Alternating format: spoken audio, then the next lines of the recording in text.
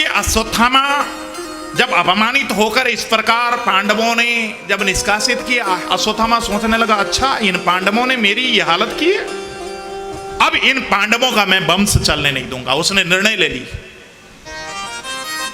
अब पांडवों का वंश चलने के लिए केवल और केवल, देखो पांडवों के 5 पुत्रों का तो वध कर दिया।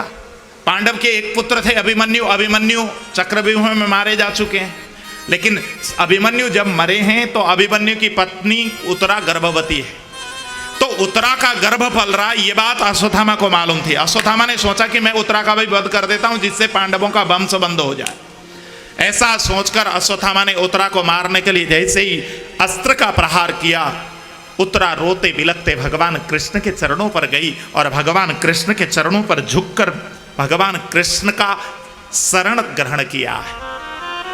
पाहि पाहि महायोगिन देव देव जगतपते नान्यम त्वदभयं पश्ये यत्र मृत्यु परस्परम।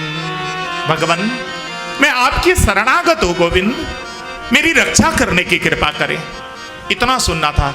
भगवान ने अपने चरणों पर गिरी हुई श्वेत वस्त्र धारण की हुई वो नारी उत्तरा को जैसे ही देखा है, भगवान ने तुरंत उत्तरा का कंधा पकड़ा और उठाया। देवी क्या हो गया बेटी, तू रो क्यों रही? जैसे ही प्रश्न किया उत्तरा फूट पड़ी, गोविंद मुझे जलाने के लिए देखिए ना ब्रह्मास्त्र अश्वत्थामा ने प्रयोग किया है, इतना कहना था।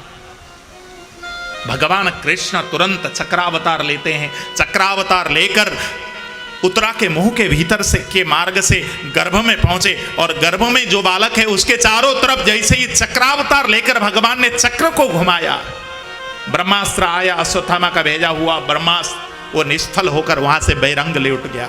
भगवान को देखते ही ब्रह्मास्त्र निष्फल हो गया।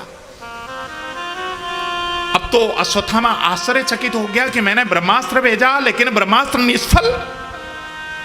इधर भगवान ने उत्तरा की गर्भ की रक्षा की। देखो भारतवर्ष के इतिहास में आपने ऐसे कथा बहुत सुने होंगे, भारतवर्ष के नारी को भगवान को गर्भ में रखने का सौभाग्य मिला, ये कथा कई बार आपने सुना है। और ऐसी नारियों की भी आपने कथा सुनी जिन नारियों ने भगवान के भक्त को अपने गर्भ में रखा, ये कथा भी आपने बहुत सुनी है। लेकिन भक्त और भगवान दोनों को एक साथ गर्भ में रखने का सौभाग्य मेरे भाई बहन केवल और केवल उत्तरा को मिला है। उत्तरा के अलावा ये सौभाग्य किसी नारी को प्राप्त नहीं हुआ। ये उत्तरा ने भगवान कृष्ण को चक्रावतार के रूप में अपने गर्भ में रखा और परीक्षित को अपने गर्भ में रखा।